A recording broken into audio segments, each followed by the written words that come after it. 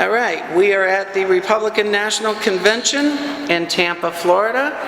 It is Romney nomination and acceptance speech night, and we have the honor of talking with Mr. Foster Friess again. How are you, sir? Hey, Lawrence, it's always fun to see you. You're such a dynamo jumping around here from floor to floor. It's impossible to get around. Trust me, I feel it when I get home. So tell us, since CPAC Chicago, you've actually traveled extensively. My wife and I were blessed to be able to take the National Geographic trip that took us to 10 countries in 24 days. It was a trip of a lifetime, celebrating the fact that she and I have been married now for 100 years, 50 apiece. So we're very delighted that we survived it. It's been a challenge, but we survived. Okay, I understand that you said this at CPAC in Chicago, you're all in behind the Romney-Ryan ticket? Oh, absolutely. I would say more than all in. I'm very blessed to see my fellow Wisconsinite, Paul Ryan, because I grew up in Wisconsin. I know the kind of values that exist there. Most of the people I went to school with worked on farms, and boy, they understood the work ethic. So I'm very grateful that the impact that those people had as they modeled hard work for me when I was growing up as a kid. Well, I'm going to ask you, some people here at the convention are saying it's not exciting, that people aren't getting really thrilled about it. Do you think they're reading this wrong, or do you think maybe it's just the heightened security and the difficulty of getting in and out? Yeah, well, I think that's always a judgment call from each person. Maybe the person making that judgment forgot to drink his coffee this morning. Who knows? But you're definitely excited about the Romney-Ryan ticket. Oh, absolutely. Why wouldn't I be? I mean, when you look at the integrity and the honesty and the skill, mainly what I'm excited about is not just Romney and Ryan, but when I see the people surrounding them, their staff, and these are people that you'd want to pick for neighbors or relatives. They understand the economic system our country's thrived on, and they're honest, hardworking people, and I'm just not too many more in jail that I know. All right, I'm going to put you on the spot here for a minute, because in June I asked you if you thought it was time for Ron Paul to concede and get behind the presumptive nominee, and you said that that wasn't your decision to make. That was something for Representative Paul to do. There's a press conference going on outside the forum at the front door right now with the Maine delegation, Texas, Nevada, and a few others scattered here and there that say that they feel like they were robbed. Do you think that the RNC's done anything to push Paul out, or do you think people are just...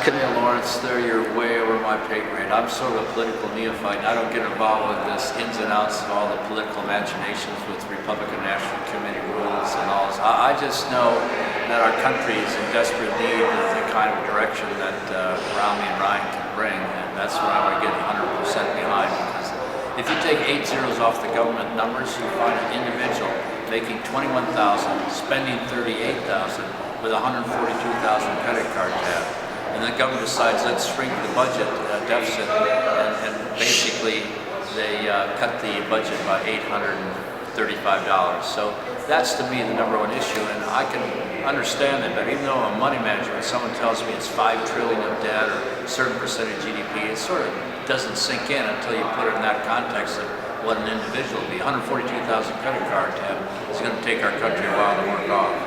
I'm going to throw an analogy out at you. A friend of mine, Toots Sweets, and I were talking. We were talking about this, the Paul protest and the argument over the RNC rules. And the fact that people are going to have to get behind Romney if we're going to defeat Barack Obama in November. And he says that he thinks you explain it to people like this.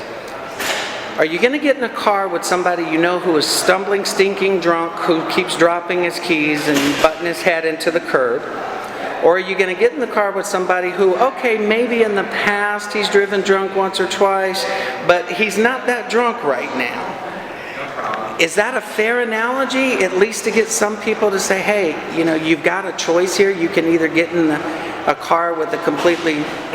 Well, I would not use that analogy, but I have to tell you a fun story on this trip that Lynn and I were taking. Okay. Day out. I'm kind of getting weary of all the sightseeing, but so I decided to take an hour and a half massage. I swim in the pool for half an hour, drank one of those great big New England iced teas, powerful drink, Right. followed by margarita. For 2 entire hours, I seriously considered, Lawrence, becoming a drunk. Don't say that, because I'm afraid people might jump in that drunk driving car of Barack Obama's. No, I think as we've talked before, I'm a big fan of the Jewish literature on which our country has been based. And Harry Truman read the Bible 5 times, said in 1946, he said, in this great country of ours has been proven the fundamental unity between democracy and Christianity. And Franklin Delano Roosevelt in 1933, 4 times elected president, said something similar. Said we cannot take into account the progress we've made as a nation without giving due credit to the role the Bible has played in the formation of our republic. And we've been our best and finest as we most closely adhere to this principle. Then in 1963, John F. Kennedy asked not what your country can do for you, but what you can do for your country. So the Christian idea, we're to be our brother's keeper, we're to look out for one another, and to give up self and devote our lives to the success of other people. That's been a theme that's been around for a long time. And so when I embrace those ideas, I look at people, and the success of my business was built on the following concept. I never valued people where they were at or where they've come from, but what they can become. And so there's a lot of people that have huge potential. They don't even know they have the potential, but they have some encouragement and coaching and a little additional skill sets at it. It's unbelievable what people are capable of accomplishing. Right. You know, the last time I spoke with you, we actually spoke on the Christianity base of the founding of this country and the differences in the arguments that are going out in the public sphere regarding marriage or sexuality. And yesterday I was here and I actually overheard Senator Rubio giving an interview. For some reason, the media continues to harp on a person's religious faith and their beliefs. Have we gotten to the point in this country where we can't come together on the basic tenets of, hey, this country was founded on the very basic request and desire for people to have the freedom to practice their religion and express their faith without government control? You're so right, which also includes the right of people to decide if homosexuality is a part of their particular beliefs, since they have the right to believe that. And I think what's kind of sad is I see that there's the government opportunity to impose a religion on us. And to a certain extent, it was sad to see President Obama force people at Notre Dame to provide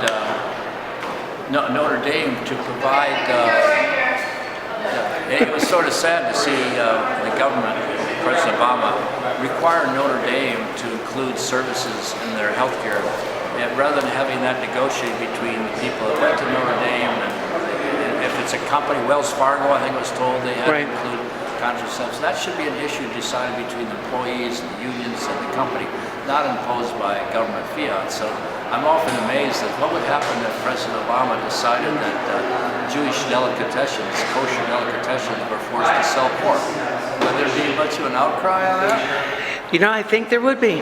Why isn't there the same for the Catholic? And I'm not Catholic, but I empathize with the Catholics, and I want to stick up for them and try to keep religious freedom alive in our country, because that makes it better for everybody. You know, the word tolerance is interesting. Tolerance is a virtue for a person with no conscience, because tolerance doesn't champion any causes, and tolerance doesn't fight evil. It used to be that tolerance was, you believe one way, and I believe another way, which we do. We have different opinions, but we'll love each other and respect each other. Now, tolerance has been morphed. I mean, you better believe exactly the way I do, or I'm going to come at you. You know, I think you just explained that perfectly. Yeah. I've told people over and over again, it's getting to the point to where I'm so sick of hearing people say, well, you're intolerant, or we need tolerance, because you definitely cannot preach tolerance while you're standing there shooting up the Family Research Council or attacking Chick-fil-A because they close on Sunday.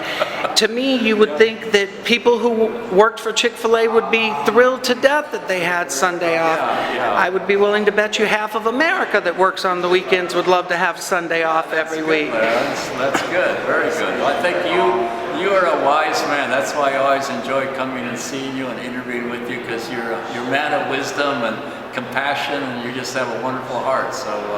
And sometimes I still continue to piss people off, but you know, we all have our faults. I know. Well, that's why I'm a big fan of the Jewish literature, because the basic theme is that we're acceptable with all our imperfections and flaws, and number two, we get to start each day with a clean slate despite the dumb things we did yesterday. So if God loves me that way, I have to. Pretty compelling to love other people with that same spirit. And that's what attracted me to talking to you at CPAC Chicago. I told your assistant the same thing,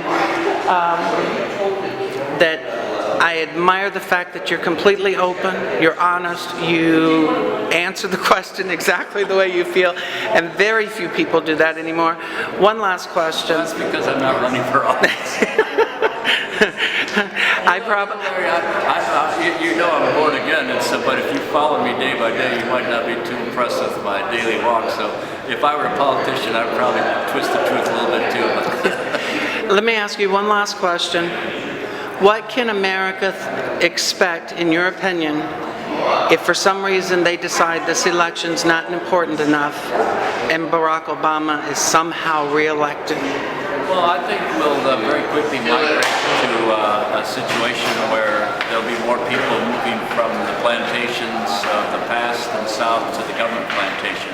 But there are many young people, particularly, who are perfectly willing to ride in the wagon rather than pulling the wagon. And I think I love the comment that Ryan said, that there's so many people living, young persons living in their childhood bedrooms staring at faded Obama posters. I believe that we will have by 2016 a country that is much more dominated by rules and regulations rather than what I remember growing up, where our country was inspired by values and virtues. And so when I was growing up, everybody was known, we were told that we are our brother's keeper. And all the love for the underdog and for that little 8-year-old girl who's probably sleeping in a car tonight with her homeless mom. Those are the things that we were taught that we had to pay attention to, and our number one focus. You know, the Christian ethic, as I understand it, everybody can have a different perspective, is God did not create us to pursue our own happiness, our own agenda. But we're created to be a channel of His love to others, His hands and feet in the hurting world, and a blessing to every person He puts in His path. And I'm 70 now, and I hope I can devote more of my life to that cause and that joy of being part of the God's solutions rather than being angry and always finding fault in people. I have a critical streak which I need to keep subdued. I'll tell you what, I have not seen you angry, I have not seen you rude, I have not seen you not smiling. Foster Freeze, thank you so much. Thanks, Lawrence.